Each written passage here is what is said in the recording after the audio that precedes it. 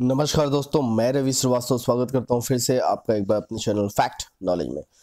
दोस्तों, बहुत सारे मित्रों ने मुझसे 2-3 प्रकार के प्रश्न पूछे हैं, उसके उत्तर मैं लेकर के आया हूं। जी हाँ, वैसे कैंडिडेट, वैसे प्रशिक्षु बंधु जिनकी अभी भी एब्सेंट शो कर रही है, उनको क्या करना है तथा RW केसेस में क्या करना है, मैंने इसके पहले वीडियो लाई थी। ठीक है, RW के लिए नोटिफिकेशन जारी कर दी गई है।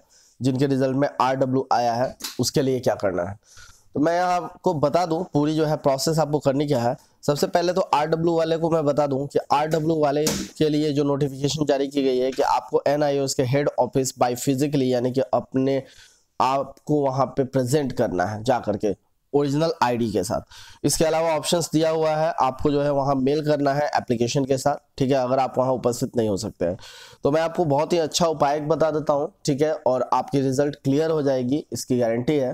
ठीक है, तो आपको देखिए करना क्या है। सबसे पहले तो RW का मतलब आप अच्छी तरह से समझ लें कि result with the held cases, यानी कि जो है अगर आपके सेंटर से किसी भी प्रकार का इस प्रकार का अनुचित आपकी किसी भी प्रकार की अनुचित क्रिया का, यानी कि कदाचार करते हुए या किसी की कॉपी में ताकते झांकते हुए या किसी को परेशान करते हुए किसी भी प्रकार की इस प्रकार की आपके बारे में अगर सूचना गई है तो उसके लिए RW हो जाती है। ठीक है, बहुत बार बाय मिस्टेक भी RW हो जाती है, क्योंकि जो है जब वहां पे रिपोर्ट होता है, रिपोर्ट करते हैं एग्जामिनेशन सुपरवाइजर जो होते हैं, तो उनको जो इनरोलमेंट आईडी होती है वो बोलने में कई बार मिस्टेक हो जाती है और आपकी रिजल्ट RW हो जाती है।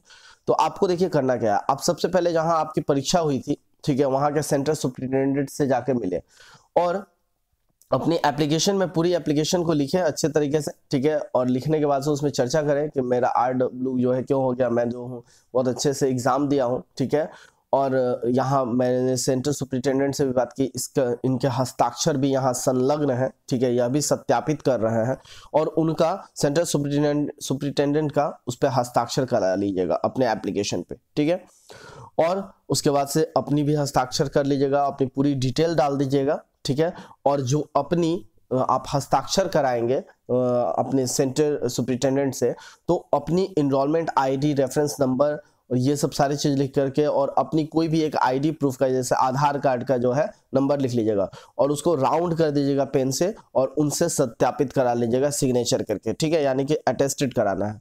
और उसके बाद से उसको NIOS के हेड ऑफिस जो मेल जो दिया हुआ है उसमें, ठीक है, मेल ईमेल जो दिया हुआ है उस पत्र में, उस पत्र के माध्यम, उस पत्र में जो दिया गया है ईमेल, उस पे जो है आपको उसे मेल कर देना है। ठीक है, तो आपकी रिजल्ट क्लियर हो जाएगी। सबसे इंपॉर्टेंट थिंग ये है कि आपको दोबारा एग्जाम नहीं देनी पड़ेगी। ठीक है, तो आप इसको जल्द से जल्द कर ले। रही बात वैसे लोग जिनकी एब्सेंट हो गई है, तो उनको मैं बता दूं कि आप लोगों को जो है फॉर्म भरना है। ठीक है, फॉर्म भरने की तिथि जो है बढ़ा करके 20 तारीख कर दी गई है। ठीक है, जल्द से जल्द फॉर्म भर ले। यहाँ देख सकते हैं आपके सामने जो है submission of exam fee for 501 to 505। ठीक है, यहाँ दिख रहा है 20/1/2019। ठीक है, तो यहाँ पे 20/1/2019 यानी 20 जनवरी तक डेट बढ़ा के कर दी गई है।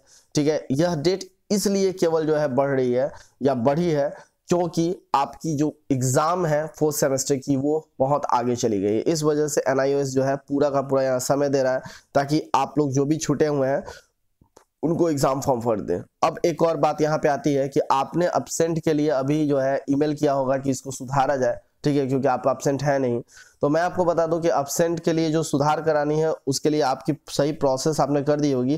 प्रोसेस यही था कि आपको अपने सेंटर सुपरिटेंडेंट के पास जो है आपकी जो कॉपी गई होगी अटेंडेंस शीट की, उसकी एक फोटो कॉपी करा लेनी थी, जेरॉक्स करा लेनी थी और अपनी एप्लीकेशन के साथ जो है उसे मेल कर देना था।